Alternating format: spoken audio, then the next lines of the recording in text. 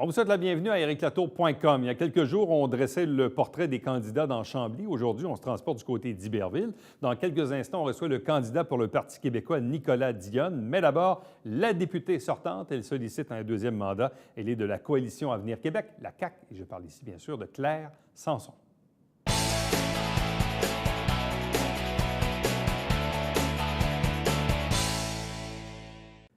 On est en pleine campagne électorale au Québec. Et ici même à l'émission, la semaine dernière, on vous faisait découvrir les candidats du comté de Chambly. On se rapproche maintenant un peu, comté d'Iberville, avec la députée sortante et à nouveau candidate pour la Coalition Avenir Québec, Claire Sanson. Bonsoir et bienvenue. Bonsoir, M. Latour. Déjà, la sollicitation d'un deuxième mandat, mais une troisième campagne électorale. Oui. Si on vous pose la question suivante, quelles sont les réalisations de Claire Sanson dans Iberville dans les 4 dernières années? On comprend que vous étiez dans l'opposition, bien évidemment, Oui. mais quand même, comment Claire Sanson, la députée, a-t-elle réussi à faire avancer des dossiers et des enjeux du comté d'Iberville dans les dernières années? Ben, de plusieurs façons. Je pense qu'on a réussi, avec l'équipe au bureau de comté, à donner un bon service aux citoyens lorsqu'ils ont fait appel à nous pour les aider dans différents dossiers. Là. Ça varie d'Hydro-Québec aux rentes, à l'impôt, des problèmes de santé, de résidence en CHSLD. On a réussi à leur donner un bon service. On a poussé très fort, puis il y a encore du travail à faire pour améliorer la sécurité sur nos routes. Et là, je pense évidemment à la 112, en particulier dans le coin de Saint-Césaire, là, où c'est réellement dangereux. Mais ça bouge, là. Il y a des réunions, puis tout ça, mais c'est excessivement difficile. On a fait un bon bout de ce côté-là. On a travaillé très fort pour la clinique de Marieville. Malheureusement, sans succès, malgré nos efforts continus. Puis ça, bien, c'est le résultat, c'est le bilan libéral en santé, où on a été là, c'est de peine et de misère, puis c'est impossible d'obtenir des permis d'exercice de la médecine en région. Puis curieusement, M. Barrette s'en est accordé trois dans son comté, mais nous autres, on n'est jamais capable d'en avoir. Donc, ça, c'est un problème. Moi, je me suis beaucoup impliquée avec les organismes communautaires qui, pour moi, sont excessivement importants. Quand je regarde tout le travail qui a été accompli par les organismes communautaires, les services qu'ils rendent, moi, j'ai une admiration sans fin pour ces gens-là.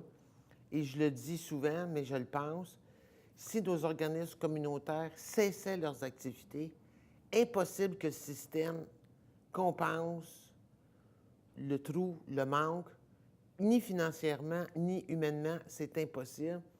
Donc, on a essayé de travailler beaucoup avec eux. Il y en a plusieurs, au moins 90 dans le comté d'Iberville.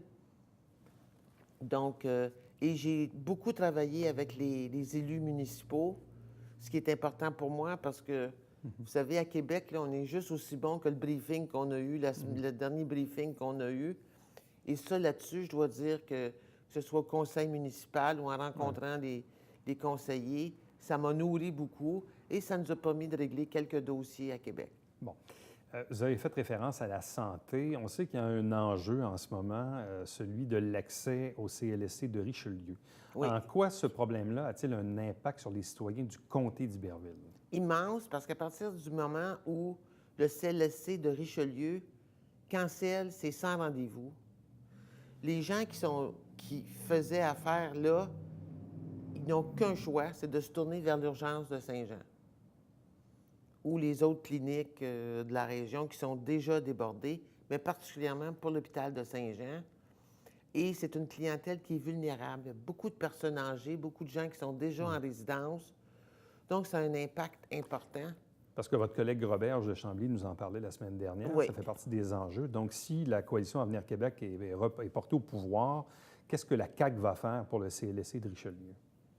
Il va redonner des services à la population comme il se doit. Il y a une prise en charge des patients qui va se faire de façon accrue et il va falloir que ces services-là se déploient. On le sait, le défi de la santé, là, qu'il y a d'énormes trous, il y a d'énormes lacunes. Je pense que notre candidate pressentie a toutes les compétences, a toute l'expérience pour ajuster ça. Mais vous imaginez là, que tous ces mandats-là, là, nous, les candidats de la CAQ, là, on les a endossés. Là. Alors, la pression qu'on va se mettre le 2 au matin, si on est élu, là, elle va être immense. Parce qu'on va tous vouloir, dans nos comtés, que les services de santé, puis que les CHSLD et que les écoles soient améliorées, puis qu'on ait des infrastructures sportives.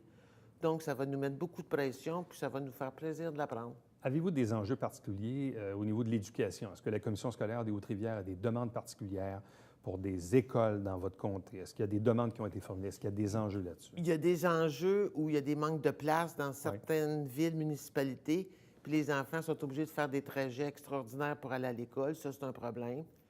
Deuxième lacune importante, les infrastructures sportives dans nos écoles et dans nos municipalités. Là. Je pense à l'aréna de Saint-Césaire, qui n'est toujours pas réglé, où il n'y a pas d'entente. Il y avait des demandes pour des terrains à Iberville, dans des écoles, des terrains de football, puis des terrains de soccer. On n'a rien eu. Encore une fois, aux dernières annonces du gouvernement libéral, il n'y en a eu que pour les comtés libéraux. Alors, il faut rajuster ça un peu. Il est évident que des régions puis des comtés comme Iberville et Saint-Jean, avec l'étalement urbain, il y a beaucoup de gens de la métropole qui s'en viennent dans nos comtés puis dans nos régions. Et ces gens-là, ils sont habitués à avoir des transports en commun, à avoir des infrastructures sportives pour leurs enfants, des programmes scolaires adéquats dans les écoles où les enfants veulent faire des programmes sport ou art ou culture, études. Donc, il est évident qu'il va... Et il y a tout le dépistage des jeunes enfants, des maternelles 4 ans. Notre capacité de dépister tôt les enfants qui ont des problèmes d'apprentissage, ça va être important. Bon. Vous avez fait référence tantôt aux enjeux en transport. Vous parliez de la 112, là, Saint-Césaire-Rougemont. On pourrait parler de la 227 également, qui est un autre axe assez important. Bon, et il y a la fameuse 35, qui est, oui, effectivement, le bout qui reste à faire est davantage dans le comté de Bois-Missisquoi. Mais quand même, les usagers, c'est pas mal du monde qui passe par Saint-Jean puis par Iberville. Donc, l'autoroute 35, dans un gouvernement de la CAQ, est-ce que ça va être réglé? Ça va être réglé. Et d'ailleurs, ça avait été promis par les libéraux aux dernières élections. Ils n'ont rien fait. On n'a même jamais vu un arpenteur géomètre sur le terrain. Mais lors du passage de M. Legault à la Chambre de commerce au printemps dernier, M. Legault s'est impatienté en laissant entendre... C'est pas fini encore, ça? Ça avait été promis par tous les partis en 2014, peut-être même en 2012. Alors, pour nous, on n'a pas à y réfléchir de midi à 14 heures. Il faut le finir. En transport, on veut également pousser pour que le dossier du REM se développe et qu'on analyse sérieusement la possibilité de l'amener à un carrefour 10-35. Le REM, la 35, ça va faciliter les exportations, les transports. Mais tout ça, il faut le faire aussi dans l'esprit de la sécurité routière. Et on sait qu'à l'heure actuelle, la sortie qui est prévue à Saint-Alexandre, il doit y avoir des changements défectueux. Oui, c'est un peu compliqué, là. C'est un peu compliqué, mais à la fin de la session, tout le monde s'entendait pour adopter la solution proposée par Saint-Alexandre. Donc, on va s'assurer que ce scénario-là est respecté et qu'on finisse la 35. Bon. Au cours des dernières années, dans le deuxième groupe d'opposition, vous étiez porte-parole, entre autres, culture-communication, principalement. Langue, oui. Langue. Quels sont les enjeux pour les prochaines années au Québec? Quels sont les enjeux pour la CAQ ou les engagements de la CAQ en matière de culture-communication? Culture, communication, langue. Bon, d'abord, je pense que je vais commencer par la langue parce que j'ai signé le rapport Sanson sur la francisation des immigrants reçus au Québec, où il faut agir maintenant. Il faut recevoir ces gens-là adéquatement, les accueillir adéquatement, les franciser, les intégrer, leur trouver des emplois et assurer qu'ils se développent et qu'ils sont heureux au Québec, qu'ils ne quittent pas après 2 ans ou 3 ans. Il faut améliorer les allocations qu'on leur donne. Il faut amener plus d'appui aux groupes communautaires qui font de la francisation. Je pense à Porte Ouverte ici, à Saint-Jean, qui est un organisme très dynamique. Alors, il faut le faire. Là. Il est temps qu'on le fasse. C'est lamentable l'échec qu'on a vécu. Puis oui, on propose d'en accueillir moins au départ parce qu'il faut qu'on rode notre machine, qu'on s'équipe pour le faire comme il faut. On ne peut plus faire ça, là, bâclé et improvisé. Là. Donc, il est temps qu'on le fasse comme il faut, qu'on gère ça comme il faut. Et après ça, on s'adaptera puis on s'ajustera aux besoins de main-d'œuvre. Mais vous savez, la pénurie de main-d'œuvre, l'immigration, c'est un aspect de la solution, mais il y a aussi toute la formation professionnelle. Bon. En culture communication, est-ce qu'on parle encore de l'avenir de Télé-Québec? Est-ce Bien qu'on sûr. parle des subventions accordées peut-être à certains médias écrits pour les aider à passer au travers la transformation numérique? Est-ce qu'on est encore là-dedans? Bien, écoutez, moi, je pense que pour ce qui est de Télé-Québec, moi, j'estime que Télé-Québec, c'est certainement un morceau de notre coffre à outils qui est le plus... C'est un actif sous-utilisé pour la culture québécoise. Il faut lui redonner ce dont elle a besoin pour jouer pleinement son rôle au chapitre culturel et éducatif. Ça, pour moi, c'est un incontournable. Au niveau du numérique, il va falloir appuyer tous les médias dans le virage numérique. On a vu que le numérique, ça avait frappé la musique de plein fouet il y a 15 ans. Depuis 15 ans, il n'y a rien qui a été fait. Depuis 15 ans, en numérique, on a archivé. Sauf que le numérique, ce n'est pas le défi du passé, là, c'est le défi de l'avenir. L'archivage, on fait ça l'été, là, on fait pas ça en longueur d'année. Il va falloir supporter tous les médias. Et là, on a vu le problème de la presse écrite, qui a supprimé son édition publiée et qui est maintenant purement électronique. On a vu tout le débat. Bien, moi, je vous garantis que dans 3 ans, là, ce qu'on va voir au gouvernement, ça va être les réseaux traditionnels de ce monde, radio, télé, je ne parle même pas du communautaire, qui vont venir nous voir et qui vont dire, avec le numérique, nos sources de revenus sont taries. Ouais. Aidez-nous à tourner ça. Et c'est pas vrai qu'on va pouvoir se passer de médias locaux, régionaux et nationaux au Québec. Là. C'est impensable. En terminant, vous êtes député depuis 4 ans. Oui. Pourquoi avez-vous le goût de solliciter un nouveau mandat? Parce Pourquoi vous avez le goût de faire ça encore? Parce que j'aime ça. J'ai 4 ans d'expérience. Maintenant, pour moi, Québec, il n'y a plus d'apprentissage à faire vraiment à Québec, sauf si on passe au pouvoir puis qu'on me nomme ministre. Là, il faudra me donner 2 semaines d'intégration. Mais j'aime ça. Je suis passionné par mon travail. J'aime mon travail de comté. J'aime ma vie parlementaire avec mes collègues. J'aime ça parce que, vous savez, on est une coalition. Nous autres, on n'est pas toujours d'accord sur tout, mais on est capable d'avoir des échanges constructifs. J'aime ça. Et puis, je pense qu'on a fait une bonne job pour les citoyens. Puis, j'espère qu'ils vont me faire confiance. Madame Sanson, merci beaucoup. Merci à vous. Bonne chance.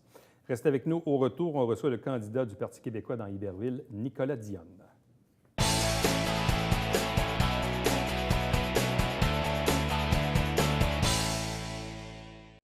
Mesdames et messieurs, bonjour et bienvenue à la Justice entre nous. Mon nom est Serge.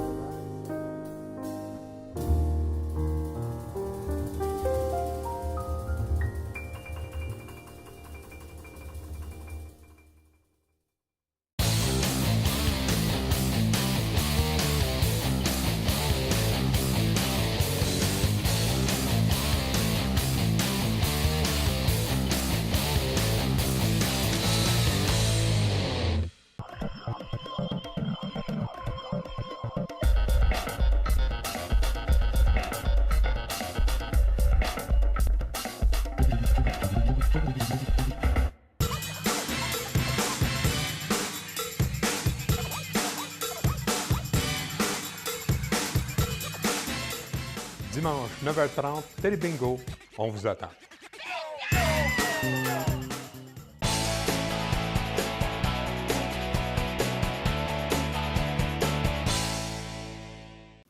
On poursuit notre série d'entrevues avec les candidats des différents comtés. Aujourd'hui, on est dans Iberville, sous la bannière du Parti québécois, le candidat Nicolas Dionne. Bonsoir et bienvenue. Bonsoir, merci beaucoup de l'invitation. Ça fait plaisir. On s'était déjà vu il y a quelques semaines, quelques mois, au moment de votre investiture et tout ça. Là, maintenant, on est en campagne électorale. Qu'est-ce qui a changé? Ce qui a changé de façon phénoménale, c'est qu'on peut enfin dire « enfin Ouais. ». Il était temps que ça parte. Là. On s'est rencontrés, c'était avant Noël. Là. Ça fait longtemps. Ouais. On a fait du terrain pendant tout ce temps-là. Donc, j'ai essayé de m'approprier toutes les réalités qu'il y avait sur le terrain, dans la circonscription ici. J'ai un exécutif, une équipe en or qui m'aide à tous les niveaux. Fait que ça va super bien. Puis il était temps que cette campagne-là commence, bien qu'on ait tenté de laisser les gens un peu en vacances pendant la Évidemment. période estivale. Là. Est-ce que vous Mais, sentez que les gens sont réceptifs maintenant? Oui, tout à fait, tout à fait. Et d'ailleurs, on fait beaucoup de porte-à-porte, je fais des festivals. La circonscription est immense. Hein? Oui. Iberville, c'est 16 municipalités. Ça part de Venise jusqu'à Saint-Paul-la-Botsford. Alors, beaucoup de festivals, beaucoup de soupers spaghetti, des épluchettes de blé d'Inde. Les gens étaient en mode festif cet été. Ça allait bien, on avait une bonne réception, mais ce n'était pas le temps de discuter profondeur, là, puis de grosses politiques. C'était plus le temps de se faire connaître puis de faire le tour. Là, dans le porte-à-porte, là, les gens ont une excellente réception, un bon accueil. Quel a été l'élément déclencheur pour dire « cette année, j'y vais, je me présente » ? Bien, pour moi, c'était comme un continuum. Là. J'étais rendu là. Il fallait que je passe à cette étape-là, à mon avis. Ça fait 18 ans que je suis en éducation. Mes enfants, j'ai 5 enfants, puis là, mes enfants, cette année, là, ma dernière vient de rentrer dans le réseau scolaire. Fait que là, il n'y a plus de CPE, il n'y a plus rien de tout ça. On commence à avoir des horaires un peu plus stables. On fait le petit train le matin là, de façon un petit peu plus stable. C'est plus facile. Il y a juste un lieu pour les déposer. Fait qu'on était rendu là. Moi, après 18 ans en éducation, je me suis rendu compte. Vous savez, quand j'ai commencé en éducation, j'étais à la Société Grix où je soutenais les commissions scolaires dans la rémunération, les ressources humaines et tout ça. Puis je voyais qu'est-ce qui se passait comme négociation nationale. Puis je trouvais que ça aboutissait sur un slip de paye. Là, c'était des miettes. Là, il ne se passait rien, là, finalement. Je ne comprenais pas. Alors, j'ai rentré dans le mouvement syndical. Puis j'en suis venu en 2015 à négocier la convention collective pour les profs et les infirmières. Puis là, c'était une expérience supplémentaire. Là, comprendre comment marche tous les organismes gouvernementaux, le Conseil du Trésor, le ministère de l'Éducation et tout ça. Puis finalement, du côté syndical, bien qu'on a un devoir de représentation, puis ça, on le fait bien auprès de nos membres, quand on arrive en négociation, là, avec un gouvernement libéral comme on a eu dans les 15 dernières années, là, c'est clair que ce n'est pas par les négociations que le gouvernement voulait valoriser la profession d'enseignante et encore moins celle d'infirmière. Fait que moi, je me suis rendu compte que c'est en passant par l'implication politique qu'on pouvait changer les choses. Fait que c'est, comme je vous dis, un continuum, là. Je pense que j'ai été rendu là dans ma vie. Et pourquoi le Parti québécois? Le Parti québécois, c'est le meilleur véhicule qui transporte mes valeurs les plus profondes. Bien sûr, je suis un souverainiste accompli. J'ai fait des capsules de souveraineté, les lundis souverainistes, pendant tout l'été. Le Parti québécois, depuis 1 an, là, on a établi notre programme l'année passée, au mois de septembre. C'est un programme où l'environnement est transcendant, d'un bout à l'autre, que ce soit en éducation, en santé, en développement économique, en développement durable, en transport. Tout est axé en fonction de l'environnement. Partout, c'est considéré. Évidemment, on veut mettre la famille de l'avant. Hein? La famille, c'est important. Pourquoi? Puis notre approche est intéressante parce que notre approche, c'est de dire du CPE jusqu'aux aînés, en passant par le réseau de l'éducation, la famille sera la priorité. Ça veut dire qu'on revalorise les CPE. On les rend accessibles avec des tarifs intéressants, avec notre offre du premier enfant à 8 $, le second à 4 puis le troisième et les suivants, c'est gratuit. Puis le maintien puis le soutien à domicile pour nos aînés. Il y a un continuum dans ce cas-là aussi. Bon. Quels sont pour vous les enjeux locaux importants dans le comté d'Iberville auxquels on doit s'attaquer? Bien évidemment qu'il y a un incontournable qui est le prolongement de l'autoroute 35. Évidemment. Pour nous, Jean-François Lisée est venu à la Chambre de commerce au début de l'été. Il en a pris un engagement clair. Dans notre plateforme régionale ici avec Dave, bien évidemment qu'on l'a pris aussi comme engagement clair, puis nous, on va y travailler énormément. Je me suis également engagé à ramener les services de proximité. Je vous disais qu'Iberville est grande. Eh bien, à Marieville, au CLSC du Richelieu, tous nos habitants de Marieville, là, ils ont été délaissés par le réseau de la santé. Le CLSC a délocalisé le service de 100 rendez-vous. Ça n'a comme pas d'allure. J'étais là un matin, il y a une dame qui arrive en taxi, une dame âgée, là, 80 années. Et la dame, elle se cogne à une porte, elle se bute à une porte fermée qui la redirige à Saint-Jean, à la clinique Midi-Soleil. La dame en taxi, c'est 20 km aller, 20 km retour. Pour vous et moi, on est peut-être capable de le faire en voiture, mais si on est blessé, puis si on est en période de vulnérabilité, ce n'est pas le temps de faire ça. Le service de proximité, c'est essentiel pour nos concitoyens. Donc, le retour des CLSC, puis notre programme en santé est vraiment incroyable. Diane Lamarre a fait tout un travail. Elle nous a sorti une proposition où on enlève des actes réservés aux médecins pour les distribuer à une vingtaine de professionnels de la santé, ce qui fera en sorte qu'on aura un meilleur accès au réseau de la santé, puis en même temps, on va désengorger les urgences pour les cas les plus complexes et les plus longs qui pourront se diriger à cet endroit-là. Bon. On parle de santé, on parle de transport avec la 35. Si on parle d'éducation, Oui. est-ce qu'il y a des enjeux particuliers à l'égard d'écoles ou de certaines écoles? Oui, bien, Des présentement... problèmes de fréquentation, là? Oui, on a le problème de la fréquentation, mais c'est sûr que le problème le plus important, le plus criant dans le réseau de l'éducation, c'est des services aux élèves. Bon an, mal an, là, on ne coupe pas dans l'enseignement puis dans le nombre d'enseignants. Il y a des nombres d'élèves qui établissent le nombre d'effectifs d'enseignants qu'on a besoin, puis ça, c'est respecté en général. Ce qui manque dans le réseau, ce sont des techniciens en éducation spécialisée, des psychoéducateurs, des orthopédagogues, des orthophonistes. C'est tous les employés de soutien qui manquent. Et ça, on a coupé. Et là, les enseignantes, ils tiennent ce réseau-là à bout de bras. Ça n'a pas d'allure. Il faut rétablir ça, permettre aux enseignants de souffler un peu, d'avoir un peu d'aide et permettre aux étudiants. C'est pour les étudiants qu'on fait ça, c'est pour les élèves, c'est pour nos jeunes qu'il faut faire ça. Donc, il faut rétablir ces services-là. Nous, dans notre cas aussi, dans la circonscription, on a un problème. Nos infrastructures sont bien. La commission scolaire des Hautes-Rivières est bien gérée, puis somme toute, malgré qu'on souhaiterait avoir un état excellent pour nos infrastructures, c'est pas le cas, puis c'est comme ça à travers le Québec. Mais nos cours d'école. Le ministère de l'Éducation finance 25 000 $ pour une cour d'école, pour l'embellissement, l'amélioration, la revalorisation. Mais à 20 000 $ on a fait un trou puis on a mis du paillis. C'est tout. Il n'y a pas un panier de basket, il n'y a pas un ballon poire, il n'y a pas une balançoire, il n'y a rien de ces 20 000. Fait que le budget alloué. Fait que là, nos écoles primaires se retournent vers les parents, qui créent des fondations, qui doivent... Là, ça ne marche pas. Là. On se substitue à l'État, ce n'est pas notre rôle. L'État devrait assumer ces choses-là. Ça, je suis allé appuyer le conseil municipal à Marieville, puis il faut faire attention à ces choses-là, parce que ces équipements-là sont utilisés le soir et la fin de semaine pour l'ensemble de la communauté. Donc, si on veut la dynamiser, la communauté, leur permettre de bouger, d'avoir du plaisir, bien, il faut avoir des infrastructures qui répondent à ça. Bon. Évidemment, le comté d'Iberville, vous l'avez constaté, c'est fortement agricole. Oui, bon, évidemment, oui, il y a la gestion de l'offre qui, en ce moment, est un enjeu important, mais il y en a d'autres aussi à l'égard de l'avenir de l'agriculture, des familles parfois qui ont de la difficulté à changer de génération parce que c'est devenu tellement gros, problème de financement et tout ça. Quelle est un peu la plateforme ou l'idéologie du Parti québécois pour l'avenir de l'agriculture dans un comté qui est surtout très agricole comme Iberville? Oui. J'en ai rencontré plusieurs agriculteurs dans tous les secteurs, dans le porc, dans le bœuf, dans les laitières, maraîchers. Dans le fond, là, ce qui est important, c'est de comprendre qu'au Parti québécois, c'est le seul parti qui s'est occupé des agriculteurs depuis toujours. De Jean Garon à François Gendron, là, on a toujours été là, à l'écoute des agriculteurs, puis moi, je veux poursuivre ça. C'est pour ça qu'en hiver, j'ai commencé mes rencontres avec les agriculteurs qui sont dans leur champ en été, ils sont moins disponibles. Mais un des points importants là, qu'on a avancé, puis ça, les agriculteurs, ça leur fait bien plaisir, c'est que les agriculteurs participent à l'amélioration de notre environnement par des considérations environnementales en plantant des bandes riveraines, en protégeant des terrains humides sur leurs terres. Puis quand ils font ça, dans le fond, ils participent à l'amélioration de l'environnement pour toute la communauté, toute la société. Puis pendant ce temps-là, on les imposait, déjà qu'ils sont imposés en taxes foncières de façon incroyable, puis avec la spéculation, leur terre vaut plus, donc ils payent plus cher de taxes. Nous, au Parti québécois, ce qu'on leur offre, ça va être un crédit de taxes.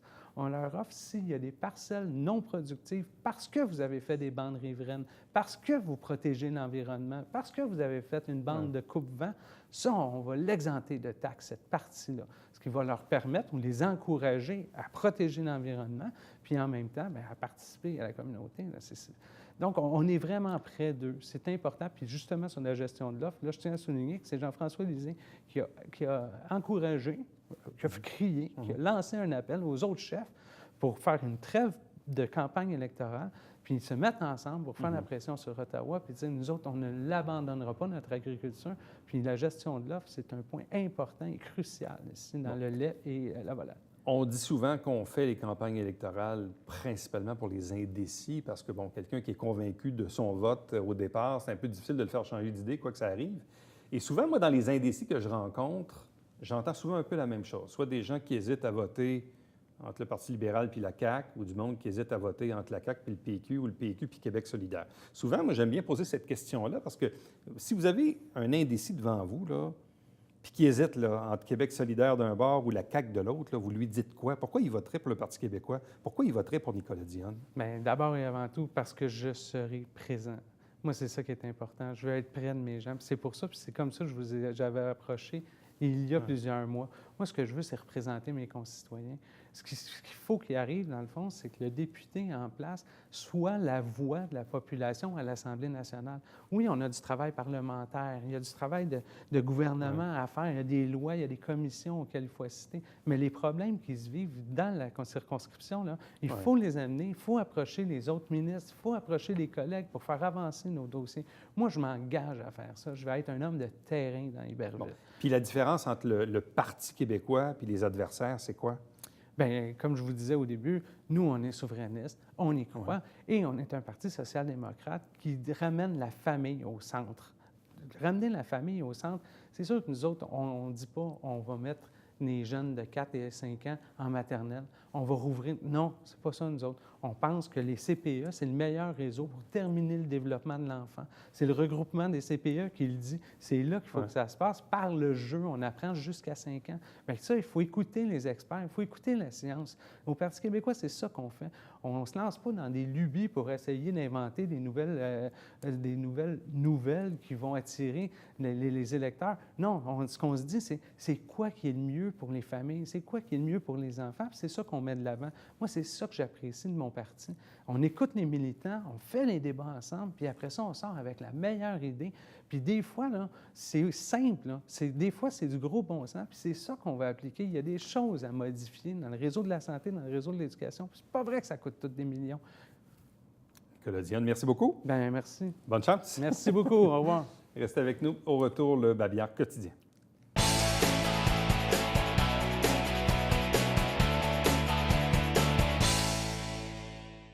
Si vous habitez la MRC de Rouville, vous pouvez désormais vous inscrire au système d'alerte automatisé. Donc, si ça vous intéresse, vous allez sur le site Internet de la MRC. Chaque semaine, 4 000 en prix avec le Télé-Bingo, 30 dépositaires pour acheter vos livrets. Allez sur le site Internet de la télé pour avoir la liste, bien sûr. Et puis, entre-temps, si vous désirez me joindre, faites-le par courriel à Éric Latour en un mot, à commercial tvhr9.com. Et nous, là-dessus, on se dit à demain. Prochain rendez-vous d'ériclatour.com.